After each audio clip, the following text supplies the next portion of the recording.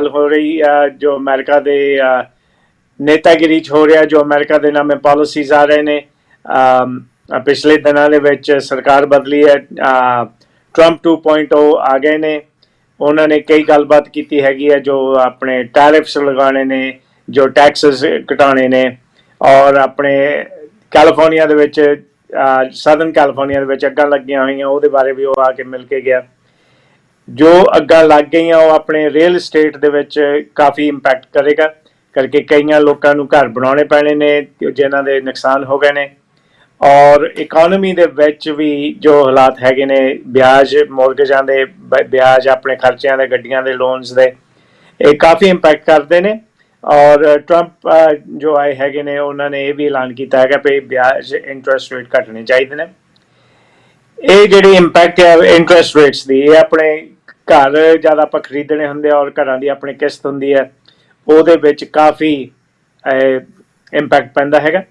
ਆਪਣੇ ਅੱਗੇ ਗੱਲ ਹੋ ਚੁੱਕੀ ਆ ਪੌਲ ਬੀਸਲਾ ਦੇ ਨਾਲ, ਜੋ ਕੈਨੇਡਾ ਦੇ ਵਿੱਚ ਰੀਅਲ ਇਸਟੇਟ ਕਰਦੇ ਨੇ, ਔਰ ਜਮੈਲ ਕੌਰ ਦੇ ਨਾਲ ਜੋ ਆਸਟ੍ਰੇਲੀਆ ਮੈਲਬਰਨ ਦੇ ਵਿੱਚ ਕਰਦੇ ਨੇ। ਔਰ ਅੱਜ ਆਪਣੇ ਨਾਲ ਜੁੜੇ ਹੈਗੇ ਨੇ JP ਰਾਏ, ਜੋ ਕੈਲੀਫੋਰਨੀਆ ਸੈਕਰਾਮੈਂਟੋ ਦੇ ਵਿੱਚ ਰੀਅਲਟਰ ਹੈਗੇ ਨੇ ਔਰ ਮੋਰਗੇਜ ਬ੍ਰੋਕਰ ਹੈਗੇ ਨੇ। ਆਓ ਮਿਲੀਏ JP ਰਾਏ ਨਾਲ। JP, welcome to Aaj Kal America. We've been talking about the real estate market literally in a way across the globe. I've talked to people in England, I've talked to Canada and Australia. What we're trying to do is build a picture of similarities, differences that are in the various markets where we are residing. We have people, Desis, Indians, South Asians. It really doesn't matter what your community is. ਜਿਹੜਾ impact ਪੈ ਰਿਹਾ ਉਹ ਸਾਰਿਆਂ 'ਤੇ ਇੱਕੋ ਜਿਹਾ ਪੈ ਰਿਹਾ, ਚਾਹੇ ਆਪਾਂ ਅਮਰੀਕਨ ਹੈਗੇ ਨੇ, ਚਾਹੇ ਆਪਾਂ ਸਾਊਥ ਏਸ਼ੀਅਨ ਹੈਗੇ ਨੇ, ਚਾਹੇ ਆਪਾਂ ਹਿਸਪੈਨਿਕ, ਜੋ ਵੀ ਮਰਜ਼ੀ ਕਮਿਊਨਿਟੀ ਆਪਾਂ ਆਈਡੈਂਟੀਫਾਈ ਕਰ ਲਈਏ।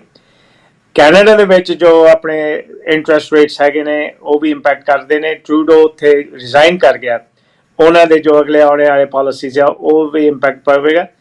ਪਰ ਟਰੰਪ ਨੇ ਇਹਨਾਂ ਦਿਨਾਂ 'ਚ ਐਲਾਨ ਕੀਤਾ ਹੈਗਾ ਵੀ ਟੈਰਿਫਸ ਉਹ ਇੰਪੋਜ਼ ਕਰੇਗਾ। ਉਹਦੇ ਵਿੱਚ ਕਾਫੀ ਕਹਿ ਰਹੇ ਨੇ ਵੀ ਟੈਰਿਫਸ ਆ ਗੁੱਡ, ਟੈਰਿਫਸ ਆ ਬੈਡ। ਉਹਦੇ ਸਿਵਾਏ ਜਿਹੜੇ ਆਪਣੇ ਇੰਟਰਸਟ ਰੇਟਸ ਆ, ਜਿਹੜੇ ਇੱਥੇ ਅਮਰੀਕਾ ਦੇ ਵਿੱਚ ਫੈਡ ਸੈੱਟ ਕਰਦਾ ਹੈਗਾ, ਉਹਦੇ ਇੰਪੈਕਟ ਪੈਂਦੇ ਆਪਣੇ ਲੋਨਸ 'ਤੇ। ਉਹ ਲੋਨਸ JP ਕਰਦਾ ਹੈਗਾ। JP ਆਪਾਂ ਨੂੰ ਲੋਨਸ ਬਾਰੇ ਦੱਸੇਗਾ, ਪਰ ਪਹਿਲੇ JP ਆਪਣੇ ਬਾਰੇ ਜਾਣਕਾਰੀ ਕਰੋ। ਕਿਆ ਕੰਮ ਕਰਦੇ ਹੋ, ਕਿੰਨਾ ਚਿਰ ਹੋ ਗਿਆ, ਕਿਆ ਤੁਹਾਡੀ ਸਪੈਸ਼ਲਿਟੀ ਹੈ? Thank you so much, Inderjit.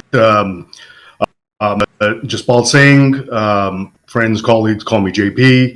I've been in the mortgage industry since '99, and various different banks, direct lenders, home loans, Wells Fargo home mortgage before segueing into the broker world. So I'm currently a mortgage broker, as you said. And what I basically do is I help train and work with a network of different real estate agents. So I don't actually do any real estate sales myself. I act as a liaison for customers between banks and other direct lenders. It's a great honor to be here with you.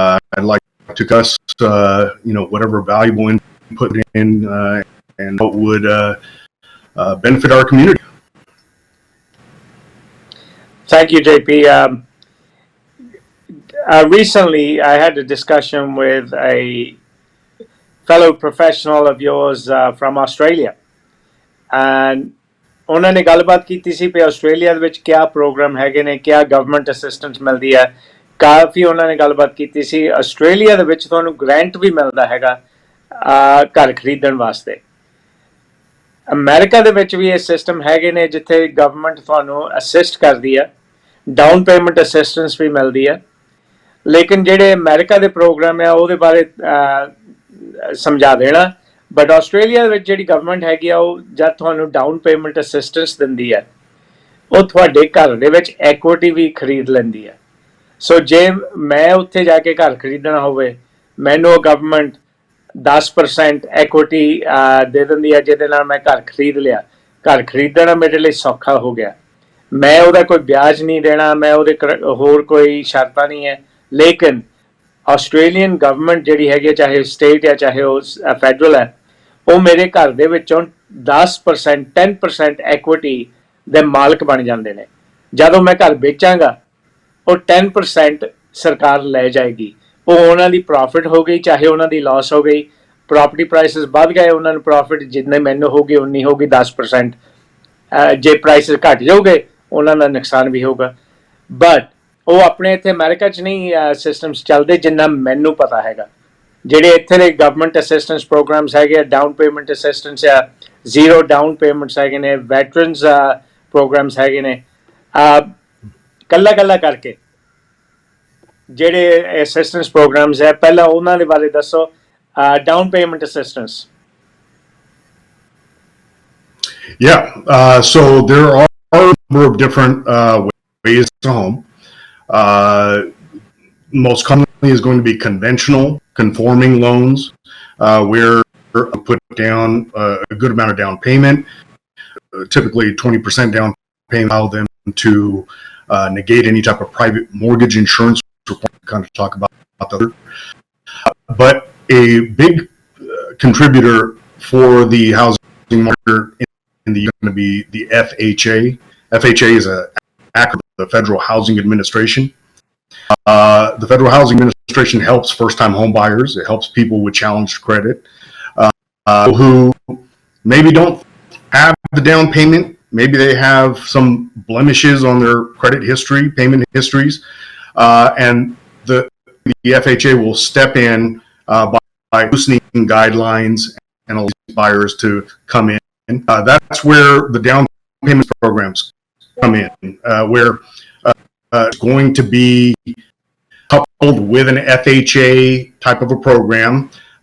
Here in California, we have the Cal HFA, another acronym, California Home Buyers Finance Agency, allow various different local and down payment assistance programs, and are cases where a customer can get in with zero down, with zero principal, and even have some type of assistance towards paying for closing costs associated to purchasing the property. Down payment assistance may vary county to county, city to city. Sometimes they may be in the form of grants, actual free money. But in the case of California Home Buyers Finance Agency, very popular these days is the Dream. I don't know if you've heard about this. They allow to a 3% down payment. So a customer would have to come out, taking a step back, the FHA will allow you to finance up to 96.5% of the purchase price of a home, purchase price or appraised value of the home. Sometimes those can differ. But the Cal HFA will step in and give you a DAP, a down payment assistance program, in the form of 3%. Way effectively, a customer only has to come out of pocket for 0.5% down payment. So programs be coupled together to help with the payment and the closing costs. But you're absolutely right. There's an old idiom that says there's no free lunches. And so, typically when the government or the county in this step in and provide this down payment, they do actually become a co-owner of the property. They're going to want the money back at some point in time, whether you sell the property, whether you refinance the property. They will want that, and also a percentage of how much that property may have appreciated over the years that you've owned it. There are some caveats using those programs. Typically, if a customer has down payment, they have their own money to put in. FHA, just going with a standard Federal Housing Administration loan, in is the best because then you don't have anybody holding that ownership over your head. You're 100% owner of that property. Okay, thank you, JP, on that. What are the regional differences across America? If I'm in New York or if I'm in Chicago, I'm in Dallas, are there various differences, or is it the same as far as mortgages are concerned across the U.S.? My question is based on: are there any state differences where the states can do different things?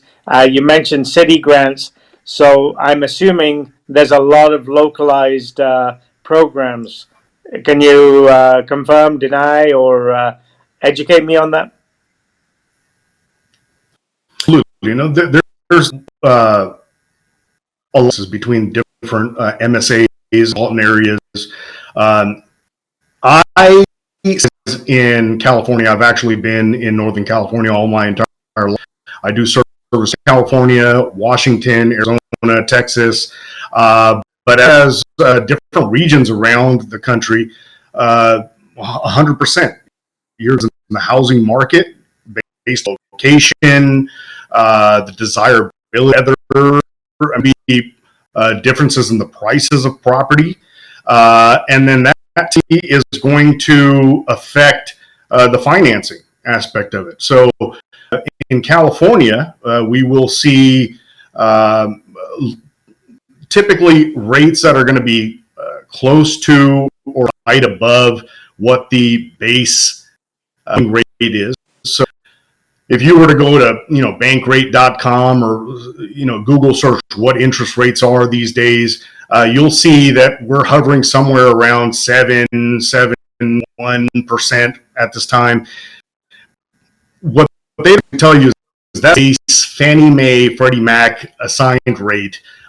And on top of that, you're going to see loan level pricing adjusters that affect customer to customer based upon income, different ability, debt to income ratio, what type of work you do, also regional aspects. So you have better rate in Texas than you would in New York. You might see rates in California than you would in Hawaii. So 100% is going to be driven by the desirability you're buying. Just raised the conforming loan limit. So in the 70s, the conforming loan limit was $33,000. And then it gradually came up. At the beginning of the financial crisis, 2008-9, we saw the conforming was at $417,000. Now we're at 806, almost double that. And that there's a lot of different factors that come into, but inflation, currency, house prices have gone up, and so to help with that, the Federal Housing Finance Agency has gradually increased those loan limits to meet demand. So yeah, when you're looking at between the Midwest and South, you're going to have customers that are going to be paying a lot less for property. Affordability is a lot better. California,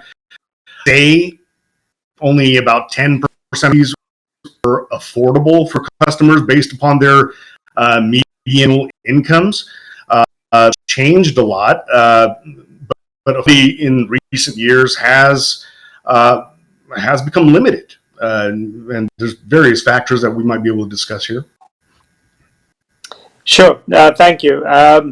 You mentioned numbers of interest rates, and you mentioned prior various other programs.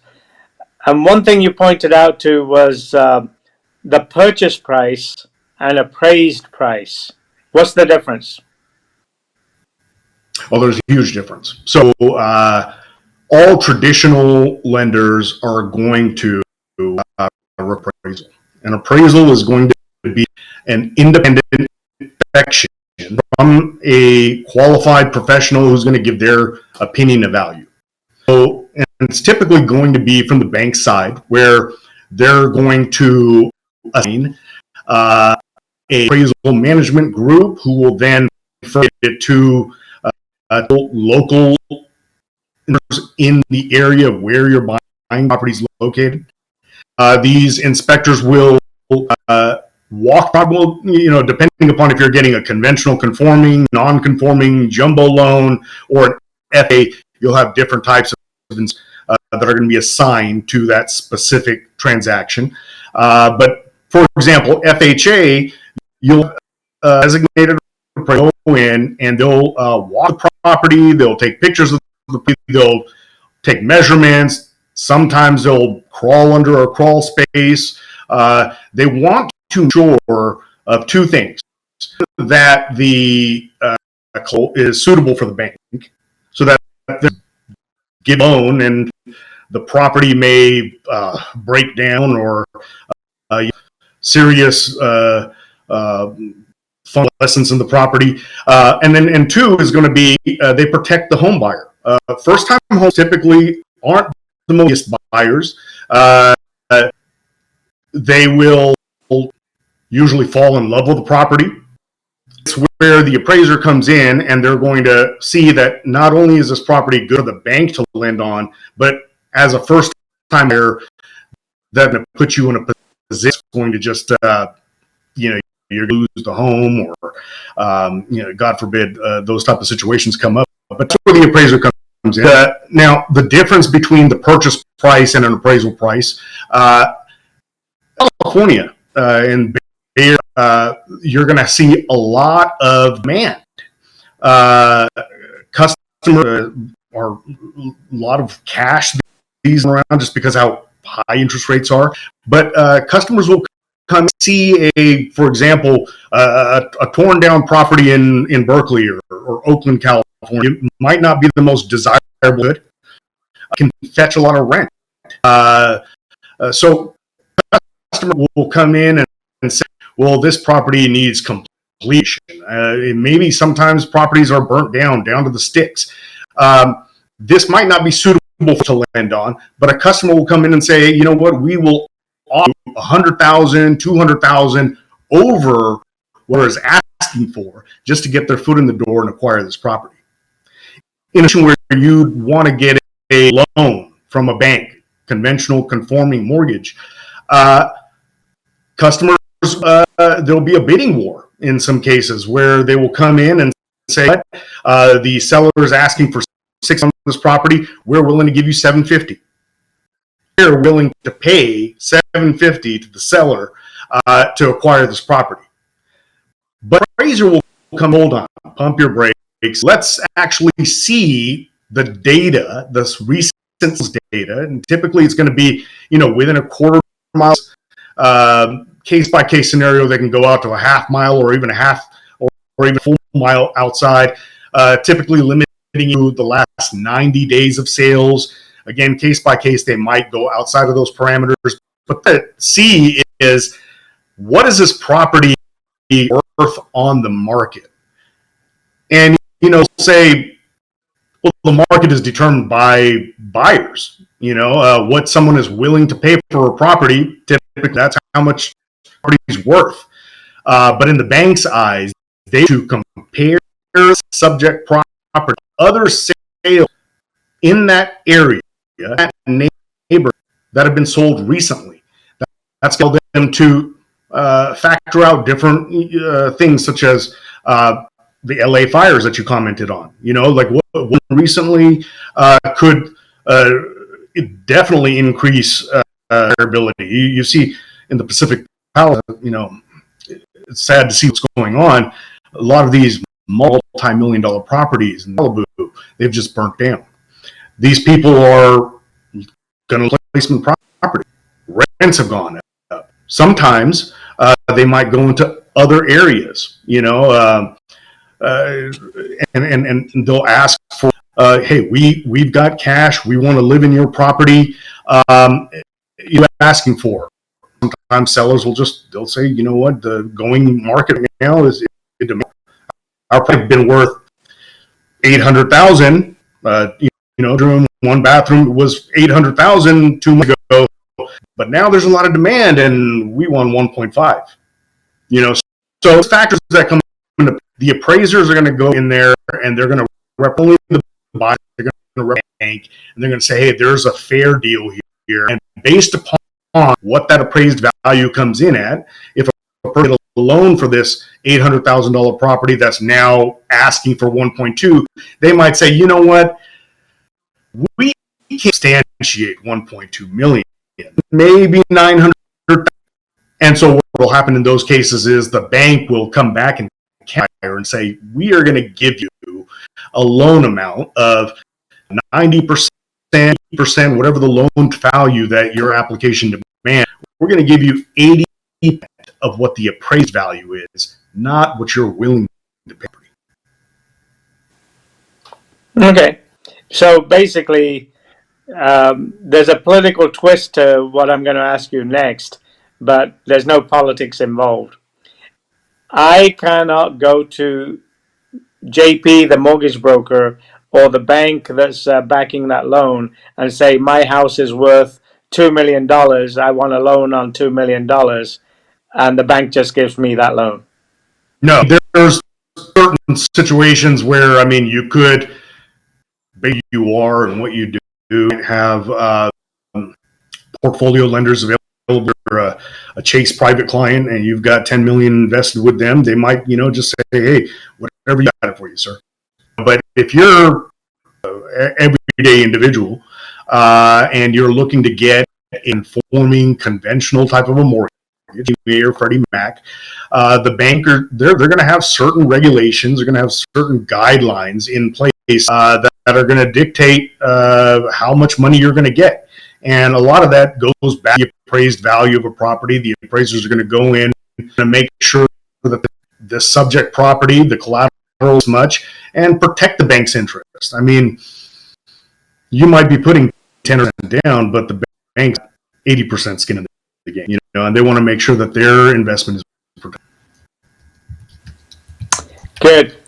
So basically, what I understand is if I've got business with any particular bank and I've got various checking accounts, saving transaction business accounts, and I'm doing $20 million worth of business, it is very possible that that bank may work with me, evaluate with me something I want to buy or refinance, and I may call the value on it, but the bank is still trying to protect their interest, so they're not going to just pull money out of the hat and give it to me just because I said I have a $2 million property and the guy next door to me sold it for $1 million, but the bank is going to still protect regardless of the equity or the amount of business I have with them.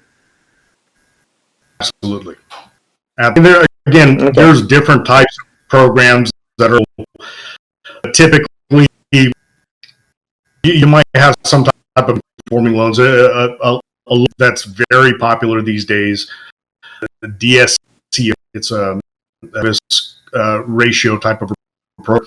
It treats and it's targeted for who want to go in there and maybe they want properties or they want to retain properties as rentals, may not have certain requirements. They look at cash flow.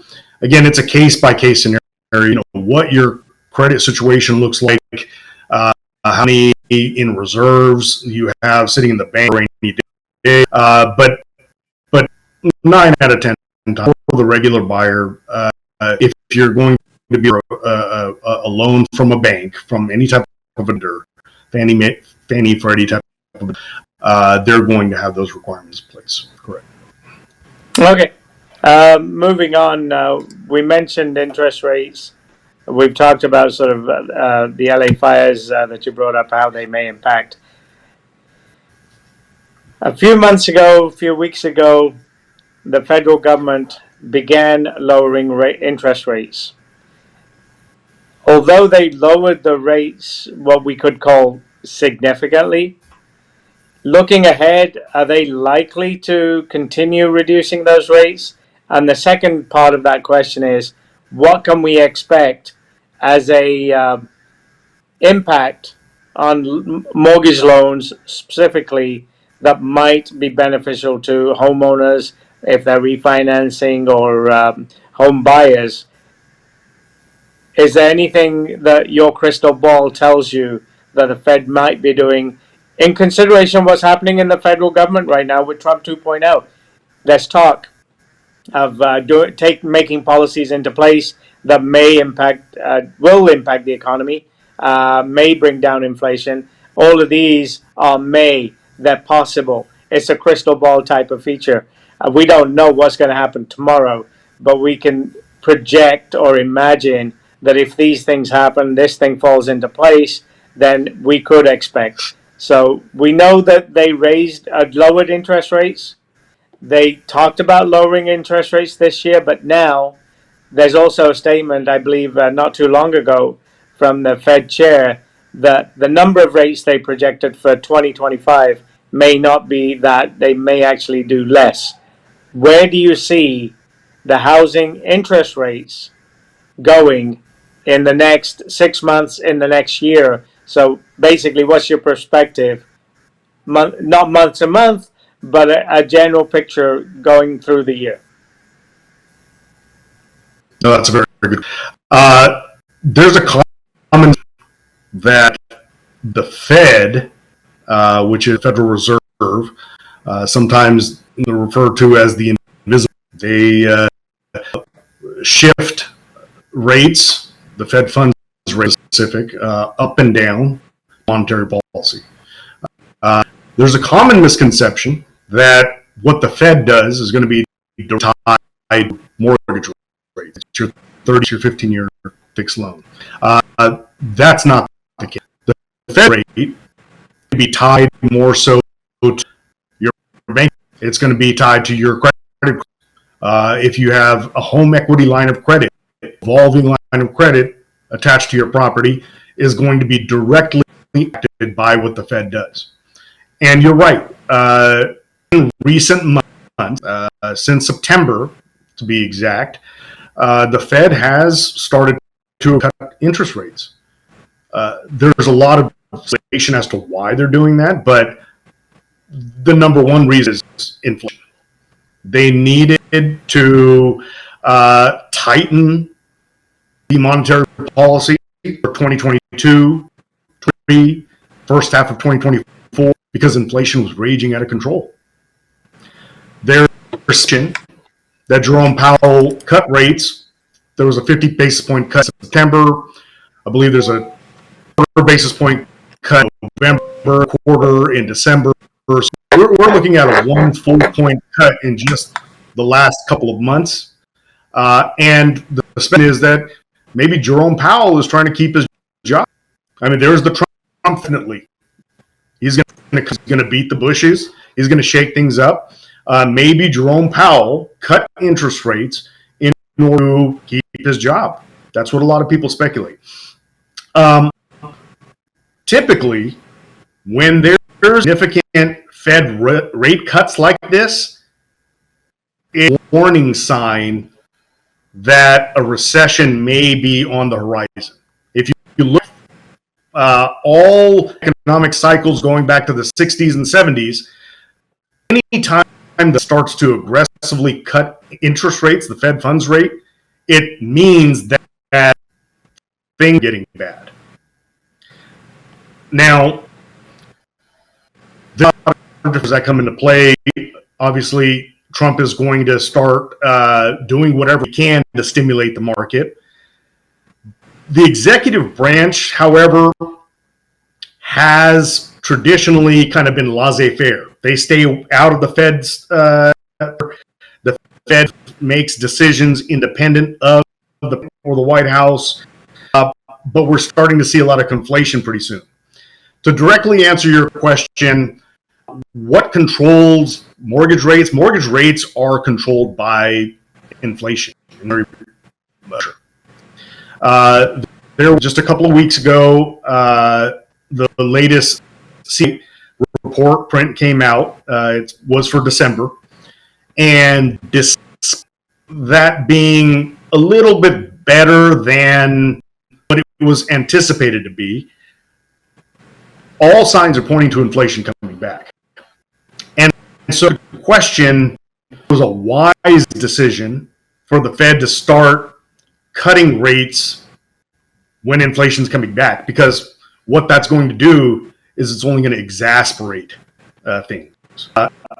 And we're seeing inflation start to come back.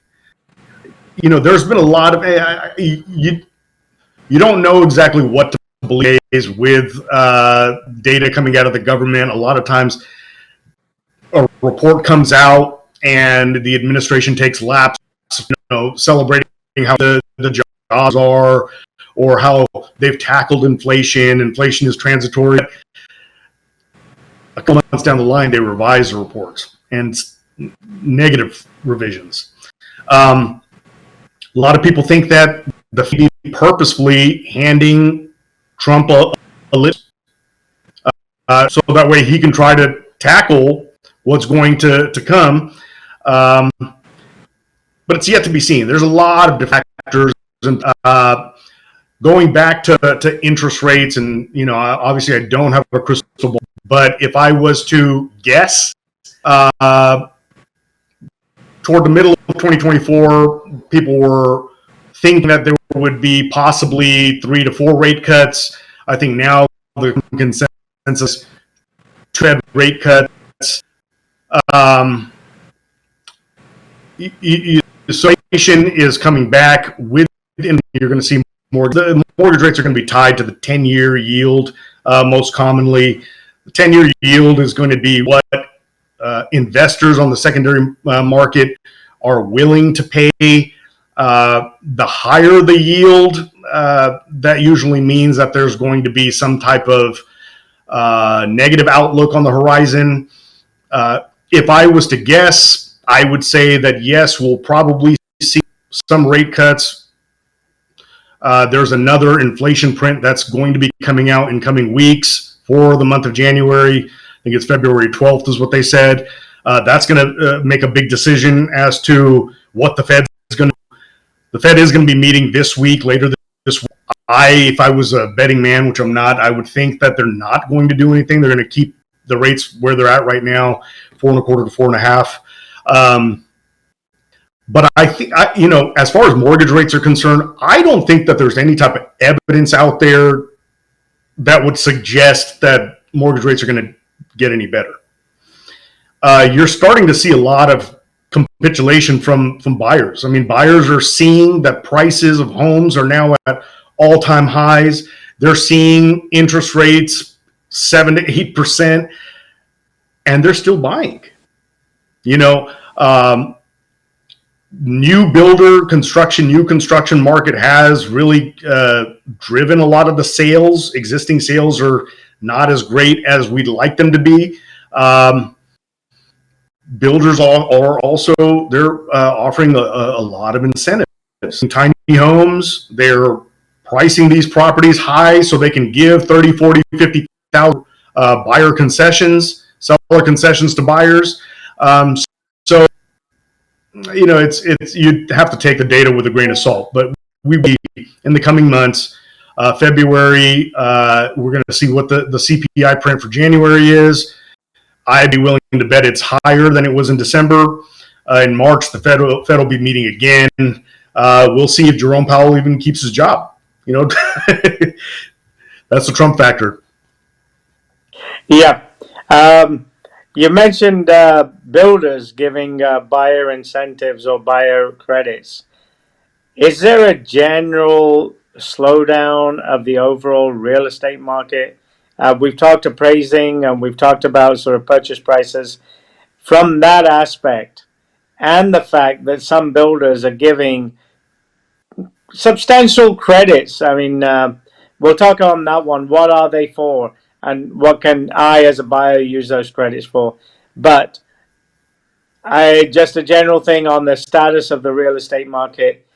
I personally am feeling that there is a feeling of the brakes are coming on. Prices are softening, if that's the right word. A house that was worth 900 maybe 6 months ago is now coming in at maybe 875. That's my feeling. And then I'm seeing that builders are giving 30,000, 40,000, like you said, incentives based on they've not lowered their price. That's what I've seen. I've seen a builder keep the price of the house that they're marketing. They've not come down, but they have added credits. First of all, is that an indication of a softening market? Second, if I'm buying a new house, what's that credit for? Yeah. Respect to the overall picture with the real estate market, absolutely there's been slowdown. I mean, we've been seeing this slowdown from 2022 through 2023, 2024, and now we're in the beginning of 2025. Most buyers are going to be payment driven. They're going to be looking at what they can afford on a month-to-month basis. And what controls that affordability? I mean, you've got a number of different things, but a huge factor is going to be interest rates. And with interest rates being as high as they have been, you've seen considerable slowdown in the market. You're seeing properties that are sitting on the market for, 2, 3, 4, 5, 6 months, and then sellers reluctantly pull the property off the market, or you'll see some aggressive price cuts. But that's absolutely happening out there.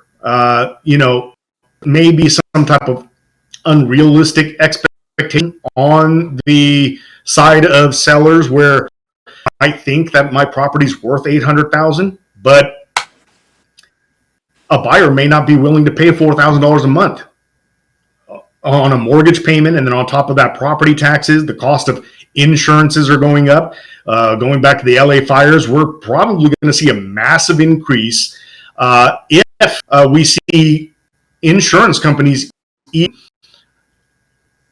opting to stay in California. There's another political aspect to that, where the state and local governments are kind of handing insurance companies. They're not allowing them to increase premiums to kind of match what the losses that they're incurring. Maybe that's a conversation for another time, but somebody may not be willing to pay $4,000 or $5,000 a month between principal, interest, taxes, and insurance to get into a $800,000 property. So when a seller is asking, "Hey, we want $800,000," and there's nobody, biting, they're going to have to take those cuts. Now, kind of segueing into new construction, new home builders, new construction has been dominating the market recently. And a big reason of that is that they are able to artificially keep prices high. They do that by they don't have to go through your traditional title companies or your traditional Fannie Freddie. Sometimes these big home builders, Pulte, KB, out there, they try to kind of put everything under one house. They'll have their own lending group. They'll have their own title companies, title attorneys. They'll do the sales aspect of it. And so that allows them to kind of game the market.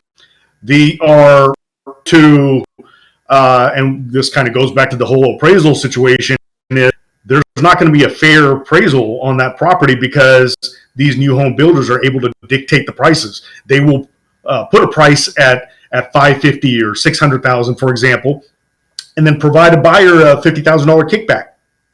And that seller incentive to the buyer may or may not even be subject to Fannie and Freddie's rules and regulations that they have set. I mean, conventional loan underwriting guidelines, they have a strict, a 3% seller concession for someone who's going to be putting X amount of money down. You can go up to a 6% seller concession if you're putting down 10. They might not even have to abide by those rules. And so I'll give you a $30,000 design upgrade. I'll put in some nice wood floors and some upgraded marble tile and charge you an arm and a leg for it. And then on top of that, we'll say, hey, you know what? I'll give you $1,000 incentive where, you can use that to buy your interest rate down by 5, 6, 7 points. And instead of getting a 7% mortgage rate, we can lock you in on a 5.99% 30-year fixed rate. And that, going back to affordability, makes a massive, significant difference in your monthly principal and interest payment. Buyers are going to flock toward that. They're going to gravitate towards where my monthly payment is going to be, because again, most of these individuals are going to be monthly payment driven. Right. We've got a lot. I mean, you brought it up yourself, a conversation for another time, specifically in that case, home insurance. That definitely is a discussion for another time. It is actually a hot topic because of the Southern California fires we're experiencing. And the other topic that came up as far as home insurance is concerned is how the insurance companies calculate risk and how state government limits their ability to do that. And it's also impacted by the auto insurance industry, which most companies do home and auto. They used to, back in the day, have a risk factor which included where you live. Now they can't do that. So you're living in a zip code which is a posh neighborhood. I'm living in the downtown area. The criteria or the factors used to be that there's probably more auto crime downtown. There's probably more auto accidents in the downtown area as opposed to the rural suburban areas. That's not a factor anymore, and that impacts how insurance companies can rate risks. But not to get into that discussion, homeowners are facing these risks, and certain homeowners did get cancelled. So totally, yes, that is a separate topic. That is a discussion, and maybe we'll have that with an insurance agent and a mortgage agent, maybe you and another insurance agent. No, not in me, because I do that, but that's not a discussion I would have. But it would be worth a discussion with an insurance agent, a broker, and yourself to discuss where those issues are, because definitely not being able to get insurance impacts your ability to close the loan. So we'll close that conversation there. We've talked about the market impacts and the future impacts of interest rates. You mentioned that the Fed lowers rates and all. There's a factor in one of the off-camera conversations we've had in days past, months past. Bond rate. What is it? How does it impact mortgage loans? Yeah.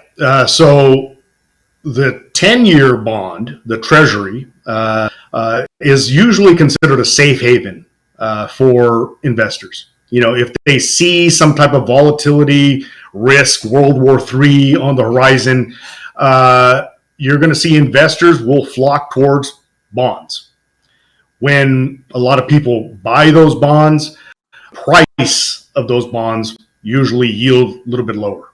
The 10-year Treasury and 30-year fixed rates, 15-year fixed mortgage rates are going to be very closely tied to each other. So, there's a chart that I provided for you, but to track the 10-year note over the last several years, you'll get there's a very, very close correlation between mortgage rates and what investors on the secondary market are willing to pay.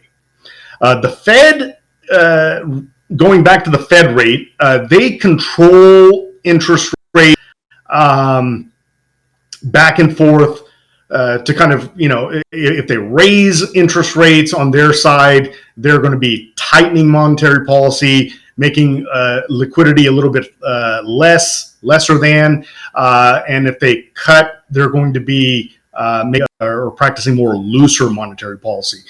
The relationship between the Fed funds rate and the 10-year or the 3-month, 2-year bond is a yield curve. I guess, I don't know if maybe we should go this deep into it.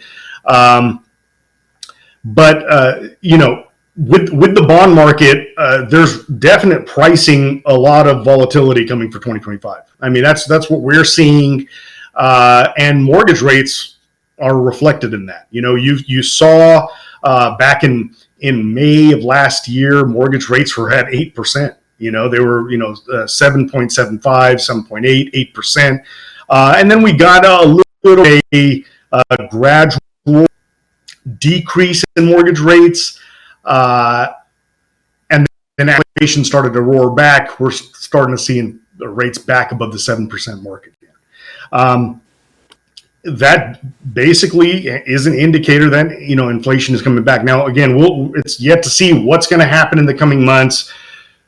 There's a lot of different factors in play. I mean, the introduction of AI, where that's going to, how that's going to impact equities. And so, typically bonds and equities are going to be reciprocals. If people think that there's a lot of volatility on the horizon, they'll flock towards bonds. Otherwise, they'll go into equities, stock. So there's a lot of different stuff at play right here. But to directly answer your question, the bond market is an indicator of volatility. And despite recent Fed rate cuts, a point over the last 1 full percent over the last few months, we're starting to see bond rates rip again. Got it. And in the interest of time and everything else, there is one topic which is interesting. I've lived in England. I know the England mortgage structure that used to be there when I lived there, and that's over 30 years ago. I talked to people over there, and recently we've had discussions with people in Canada and Australia. They don't do 30-year fixed mortgages. They don't do 15-year fixed mortgages. They have a structure which is very similar to what in America is called the ARM. 5-year ARM, 7-year ARM, 3-year ARM. Those are terms that I know. I've heard. What they totally mean, I don't know. So that's what you're there for. But the question I have is centered around America across the U.S.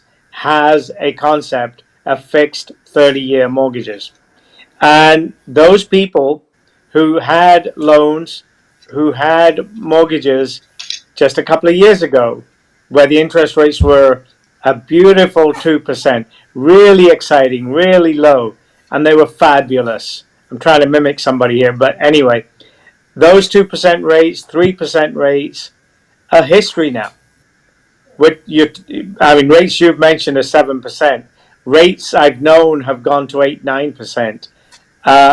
It just so happens that my parents bought a house back in England in the 70s. The interest rate was 17%. And I've heard interest that high over in the US too. I bought my first house 12%. But all of these sort of were guided to me as take the ARM, it's a 2-year fixed, it's a 3-year fixed, and then your payments will be lower, easier because these are the rate factors. You can refinance again. What I'm hearing from our Canadian buddies, our Australian and British buddies, is they're actually into this thing where probably the best rate in Canada is a 5-year fixed. Maybe not a great rate, but it's more comfortable because you know what your 5-year payment plan is. However, at the end of 5 years, you're literally shopping for another mortgage. What I've heard is you can go to the same bank, get your loan rewritten and reamortized and all that because it's easier in paperwork and everything else. If you go to another bank, if you go to another lender, you're going to have to reapply, go through the qualification process again. My understanding is in the US, I have a mortgage. I like my interest rate. I've been in it for 15 years. I don't have to worry about my mortgage for another 15 years because I like my rate. Now, if we're looking at somebody else who bought a house maybe last year, they've got it 9%, and today 7% is good for them. Yes, definitely. Go refinance. But the way I'm looking at the other markets, Europe, north of us, Canada, and as far away as Australia, they're literally in this business 2 to 3 years down the road. They're always looking for a new mortgage. They're always looking for new rates. Not because they want to, because they have to. Explain to me why a 30-year mortgage is good for the banker as opposed to good for the homeowner. And why do we have it? Yeah.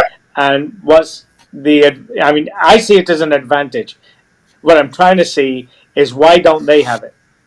And I don't think you can answer that because you can tell me about America, but it's something we have and they don't. It may be a governmental thing or something, but anyway. Yeah, no, the 30-year, 15-year, 20-year, these are unique to the United States. I've had a lot of Canadian citizens that have come into the U.S. on purchased properties, and they love the fact that they can get a 15-year or 30-year. And going back to 2020, 2021, when we had the pandemic, the COVID crisis, we saw historically low interest rates. I locked my primary home into a 10-year 0.75%. It was a lifetime. A lot of people like that. Some people may feel like they're trapped in that, that they maybe need a bigger home or whatnot. But definitely that's an asset. That sub 3% 30-year fixed mortgage that you may have gotten in 2021 is 100%. It's an asset for you because you can invest that money into the stock market or even bonds right now. You can get a CD that's bearing 4%. That's definitely an asset. Now, kind of going back to what you had said about ARMs. What is an ARM? ARM is an acronym for an adjustable rate. Common misconception is that the ARMs here are 3-year loans, 5-year loans, 10-year loans, 7-year loans. That is true, but all loans are amortized over 30 years. So even if you got a 3-1 IBOR, London International Bank, or cost of funds index type of a deal, that's a index. Even though you got a certain interest rate for getting that 3-1 ARM mortgage, your payment is still going to be amortized over 30 years. So you're going to be looking at a 30-year fixed type of a payment, but you're hedging that interest rates are going to be better in 3 years or 5 years or 7 years, whatever loan that you got talked into getting. I typically agree. If I can lock my rate in for 15 years or 30 years, do that. The spread between the 3-1 ARM and a 30-year fixed mortgage, going back to bonds, is not very much. You're going to be sacrificing the security of having a fate as opposed to going and refinancing a house in 3 years. Anytime you refinance a loan, there's going to be costs incurred. Even if you're a lender, I'm a broker. I work on a one-on-one basis with my customers to get the best loan from the specific bank. I might not charge you a cent to do your loan. I could pay for your appraisals, but you're still going to incur as far as title companies, title fees, CLTA, ALTA, notary costs, other type of fees that are involved. And then another misconception is that when you refinance, that you're just kind of redoing the loan, but in reality, you're qualifying, seeking a brand new home loan to pay off your old loan.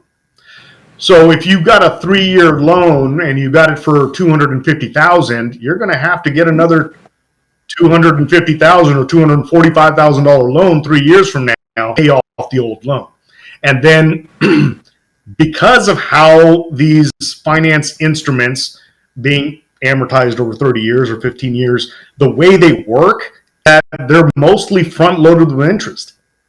So it actually behooves you, it benefits you to stay in the loan for a longer period of time, because that first 5 to 7 years just primarily paying a lot of interest. And once you get over that hump and you're in year 7, 8 plus, that's where you're going to start to, even though your payments are exactly the same, that's where you're going to start to put chunks of principal down into your home loan. So if you're refinancing your loan every 3 to 5 years, good luck trying to pay your house off. Another thing that I recall from these adjustable rate mortgages, ARMs, whatever they're based on, LIBOR or FICA, whatever it is, I recall in the days that I had these, there's a cap. So as an individual who was working with me or yourself, it was like, okay, you're going to get a 3-1 arm or 1-3 arm, whatever the terminology is, and it's going to be 3.5%. It'll go up maximum of 0.5% every so often or a year, and then once the fixed portion of this rate is done, that's when it's going to go up. So I'm fixed for 3 years at 3.5, whatever it is, and then in the fourth year it could go up 0.5% maximum. That's one cap. So I'll go to 4%, then I'll go to 4.5%, then I'll go to 5%. Then there's a rate cap which may be 10%. Now, when you said you're taking risks or you're betting on the market, I could be betting that over the next 10 years, interest rates will not go above 10%, or the fact that they will. Now that I got a cap of 10% on my loan, I know that this loan is good for me and I don't need to worry about it for X number of years. So that's my understanding. Clarify it for me. What is the annual 6-month or whatever that limit is, and what the actual rate cap is? And do they exist? Am I just making them up?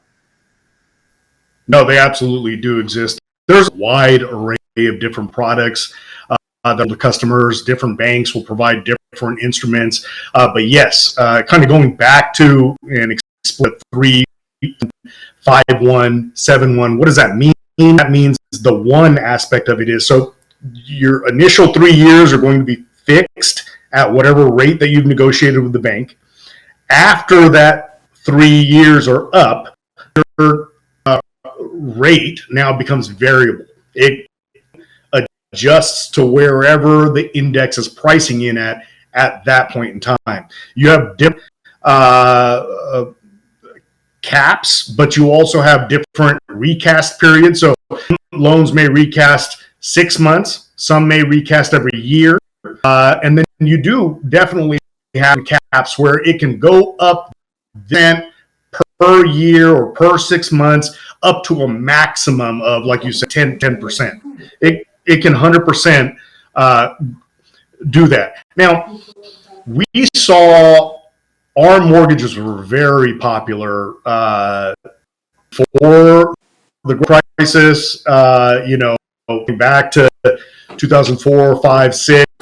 I actually, the home that I bought was with the mortgage because the interest is so much better than what the 30-year was. The 30-year was at like 7.5%. Be able to get yourself a 5-1 arm at 4.7, and that again driven, that makes a huge difference payment.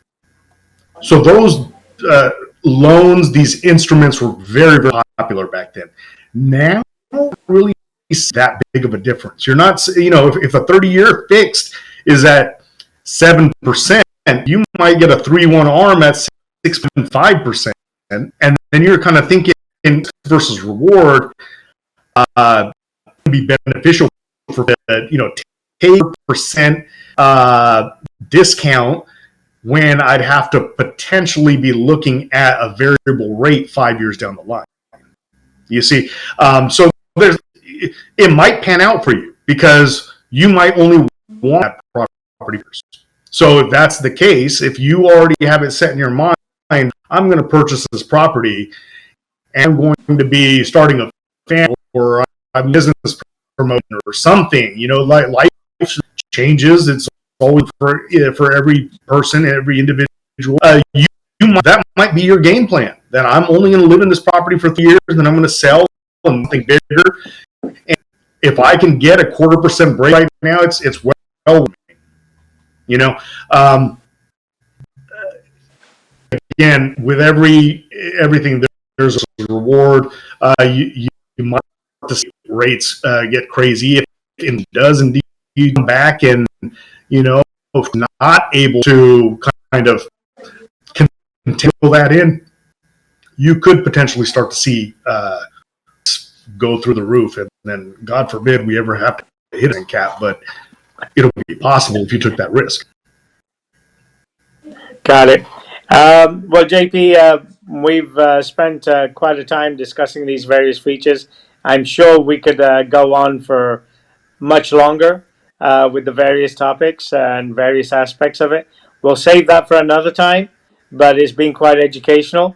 I want to thank you for the opportunity to discuss these and allow people to know some of the factors, features behind it, and some of the changes that sort of we can expect based on various government policies. So appreciate your time, and I want to thank you.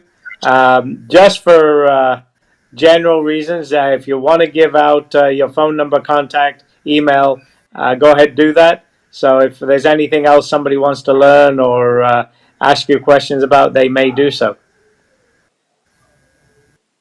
Yeah, absolutely. Thank you so much. It was an honor being here with you. These topics, I'm always here for operating community. A lot to me. Would like to talk to me on X, Punjabi Lender. You can also connect with me via email, lender@gmail.com. I'd love to help questions that I can. And if you're looking for financing, I have a lot of products, non-conforming, whatever I can help you with. Well, thank you, JP, and look forward to meeting again. ਤੁਸੀਂ ਦੇਖ ਰਹੇ ਹੋ ਅੱਜ ਕੱਲ America ਸਾਂਝੀ ਸੋਚ TV ਤੇ ਮੈਂ ਇੰਦਰਜੀਤ ਕਾਲੀਰਾਏ। ਆਪਣੀ ਗੱਲ ਹੋ ਰਹੀ ਸੀ ਜੋ ਆਉਣ ਵਾਲੇ ਸਮੇਂ ਦੇ ਵਿੱਚ ਔਰ ਅੱਜ ਦੇ ਸਮੇਂ ਦੇ ਵਿੱਚ ਘਰਾਂ ਦੀ ਮੋਰਗੇਜ ਦੇ ਬਾਰੇ ਇਨਫੋਰਮੇਸ਼ਨ ਜੋ ਹੈਗਾ ਆਪਣੇ ਪਹਿਲੇ ਵੀ ਗੱਲ ਹੋ ਚੁੱਕੀ ਆ ਕੈਨੇਡਾ, ਇੰਗਲੈਂਡ ਔਰ ਆਸਟ੍ਰੇਲੀਆ ਦੇ ਰੀਅਲ ਏਸਟੇਟ ਇੰਡਸਟਰੀ ਦੇ ਪ੍ਰੋਫੈਸ਼ਨਲਸ ਦੇ ਨਾਲ।